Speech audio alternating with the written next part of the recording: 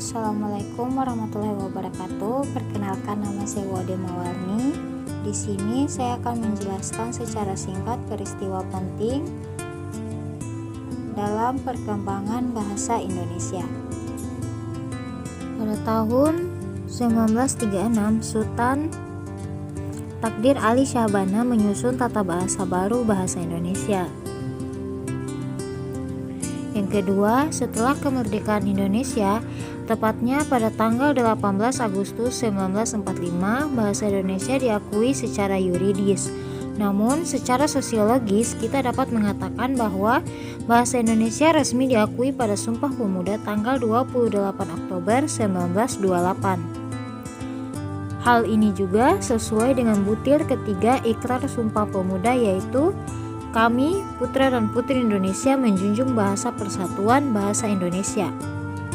Ketiga, pada tanggal 28 Oktober sampai 2 November 1954, dilaksanakan Kongres Bahasa Indonesia II di Medan. Kongres Bahasa Indonesia II ini adalah perwujudan mengenai tekad bangsa Indonesia untuk tetap terus menyempurnakan bahasa Indonesia yang diangkat menjadi bahasa kebangsaan serta ditetapkan menjadi bahasa negara Indonesia. Yang keempat, pada tahun 1942 sampai 1945, masa pendudukan Jepang melarang pemakaian bahasa Belanda yang dianggapnya sebagai bahasa musuh.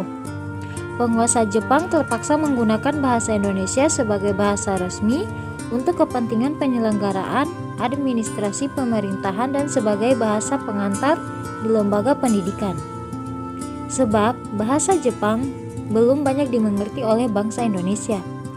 Hal yang demikian menyebabkan bahasa Indonesia mempunyai peran yang semakin penting. Yang kelima, pada tanggal 28 Oktober sampai 2 November 1978.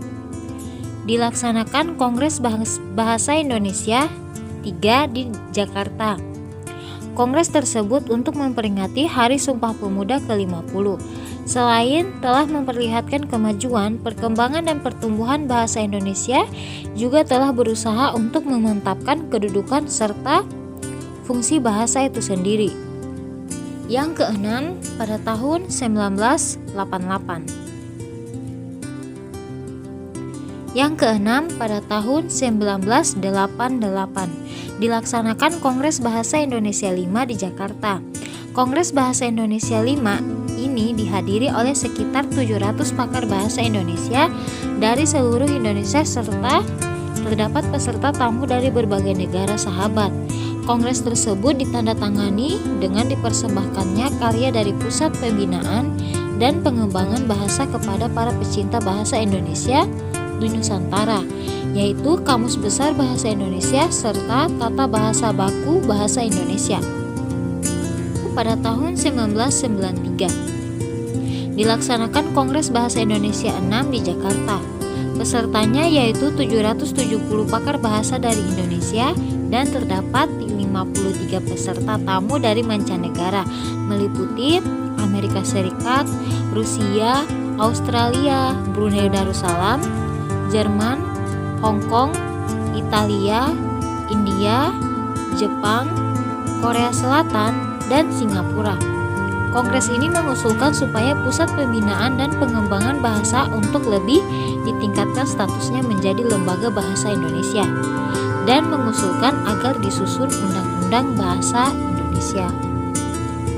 Pada tanggal 16 Agustus 1972, Presiden Republik Indonesia pada masa itu yaitu Presiden Soeharto meresmikan penggunaan HYD atau Ejaan Bahasa Indonesia yang disempurnakan melalui pidato kenegaraan di depan sidang DPR yang dikuatkan pula dengan keputusan Presiden nomor 57 1972.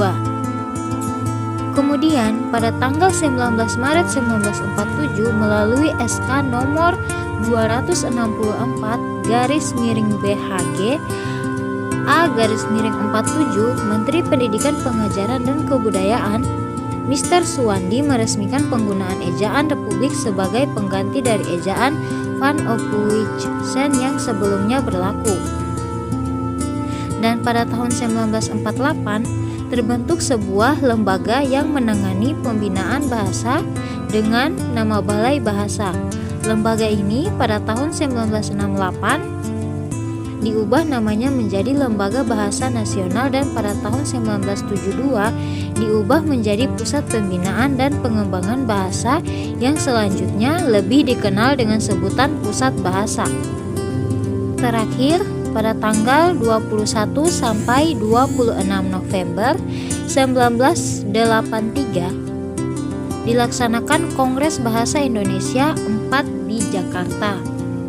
Kongres ini dilaksanakan dalam rangka memperingati Hari Sumpah Pemuda yang ke-55. Dalam putusannya disebutkan bahwa pembinaan dan pengembangan bahasa Indonesia harus lebih ditingkatkan agar amanat yang tercantum di dalam garis-garis besar haluan negara yang mewajibkan kepada seluruh warga negara Indonesia untuk menggunakan bahasa Indonesia dengan baik dan benar dapat tercapai semaksimal mungkin.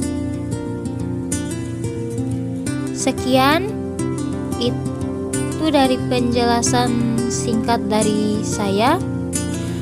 Lebih dan kurangnya mohon dimaafkan. Wabillahi taufiq wal hidayah. Wassalamualaikum warahmatullahi wabarakatuh.